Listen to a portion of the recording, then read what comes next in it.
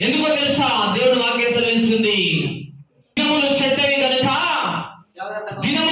కనుక దాన్ని ఏం చేసుకోవాలి?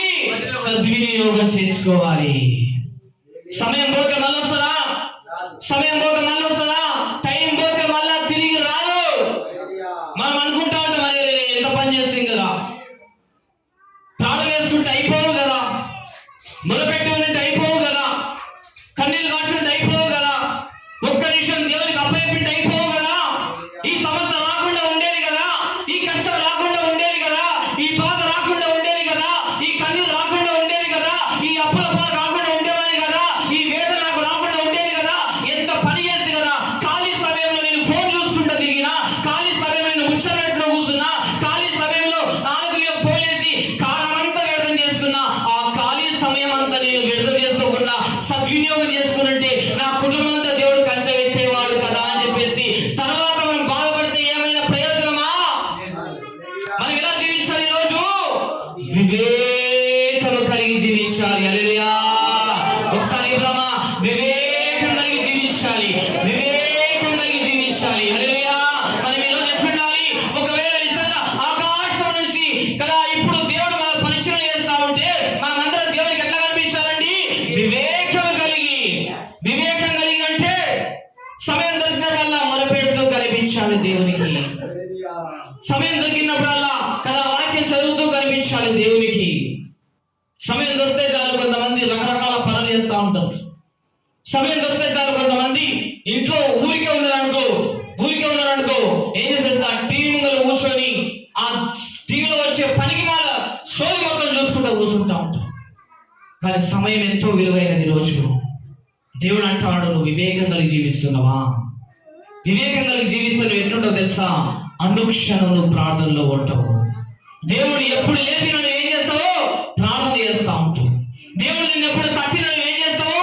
ప్రార్థన చేస్తా ఉంటావు. ఇంతకుముందు కూడా చెప్పినా కదా, మరి ఎప్పుడైనా మనకు ఒకసారి మధ్యరాత్రి టైంలో నిద్ర పట్టదు, అక్కడ మసులుతా ఉంటాం, ఇక్కడ మసులుతా ఉంటాం, కానీ మన కంటికి ఏమి రాదు, కులుకు రాదు. ఆ టైంలో ఏం చేస్తారు? కొంతమంది జ్ఞానవంతులు వివేకవంతులు అయితే ఏం చేస్తారు తెలుసా? సమయంలో వివేకవంతులు అయితే ఏం చేస్తారు తెలుసా? బెడ్ మీదకి వెళ్ళి దిగి కదా నీకున్న దుప్పటి తీసేసి ఏం చేస్తావు? మోకాలు వేసి రెండు చేతులు మీకు లేపి దేవానికి వందనాలు అని చెప్పేసి ప్రార్థిస్తా ఉంటావు. వాళ్ళు ఎవరు?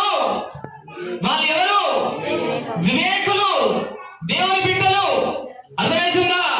మధ్యరాత్రి సమయానికి ఒకవేళ నిద్ర పట్టకపోతే బెడ్ మీద నుంచి దేవా నాకు నిద్ర పట్టదంటే ఎక్కడో సమస్య రాబోతుంది, నాకు నిద్ర పట్టదంటే ఎవరికో ప్రాబ్లం కాబోతుంది, నాకు నిద్ర పట్టదంటే ఎవరికో ఇబ్బందులు రాబోతున్నాయి తండ్రి, ఆ ఇబ్బందులను తొలగించుతండి అని చెప్పేసి వివేకవంతులు ఏం చేస్తారండి? మోకాలేసి ప్రార్థిస్తా ఉంటారు. హల్లెలూయా. ఆ మధ్యరాత్రిలో చేసినటువంటి ప్రార్థన, ఆ కళ్యాణంతో చేసినటువంటి ప్రార్థన, నువ్వు ఇంట్లో చేస్తున్న ప్రార్థన ఎక్కడో జరగబోతున్నటువంటి ప్రమాదం ఏం చేస్తా ఉంటది? తప్పిస్తా ఉంటది. హల్లెలూయా. వాళ్ళు ఎవరు? వివేకవంతులు. కొంతమంది ఉంటారు నిద్ర పట్టలేదని చెప్పేసి అటు ఇటు పనులు ఏం చేస్తారు తెలుసా? బెడ్ పక్కకే ఉంటుంది ఒకటి. ఏంది? బెడ్ పక్కకే ఉంటుంది. అయస్కాంత జుమ్మల గురించి వచ్చాయి. నిద్ర పట్టలేదని చెప్పేసి ఏం చేస్తారు? నిద్ర వచ్చేంత వరకు తిప్పుడు మీదికి కిందికి. ఒక్కోసారి 1 గంట అయినా తిప్పుతుంటే నిద్ర రాదు. అయినా వాళ్ళు ఫోన్ మాత్రం విడిచిపెట్టారండి. అయినా ఫోన్ లో ఆ బొమ్మలు చూడడం మాత్రం మానరండి. వాళ్ళకు కునికి వచ్చేంత వరకు 2 గంటలు 3 గంటలు వారు మేల్కొండి. అప్పుడు నిద్రపోతే మరో 2 గంటల తర్వాత తెల్లారుతుంది.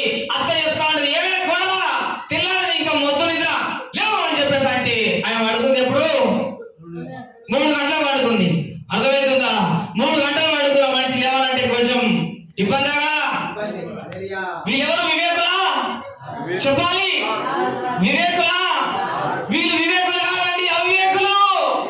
వీళ్ళు దేవుని బిడ్డలు కాదండి. నేను చెప్పాలిగా, వీళ్ళు దేవుని బిడ్డలు కాదు.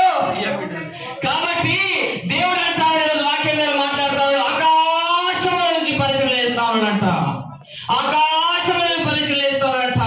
ఒక్కరైనా ఉన్నారా? వివేకవంతులు ఒక్కరైనా ఉన్నారా? ఒకవేళ వివేకవంతులు ఒక్కరైనా ఉంటే నేను వాళ్ళ ఇంట్లోకి వద్దామని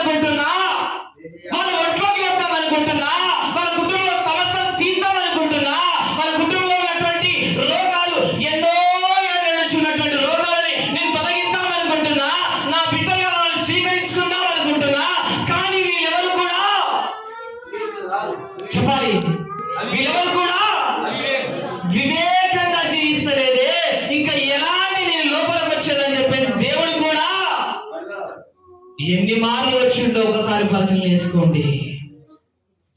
ఎన్ని మార్లు పరిశీలన చేసిండో మనల్ని. చిక్కిన యేసయ్య చేతికి ఈ రోజును అపవాది చేతికి చిక్కుతున్నావా? యేసయ్య చేతికి చిక్కుతున్నావా? ఒకసారి గమనించుకో బిడ్డ.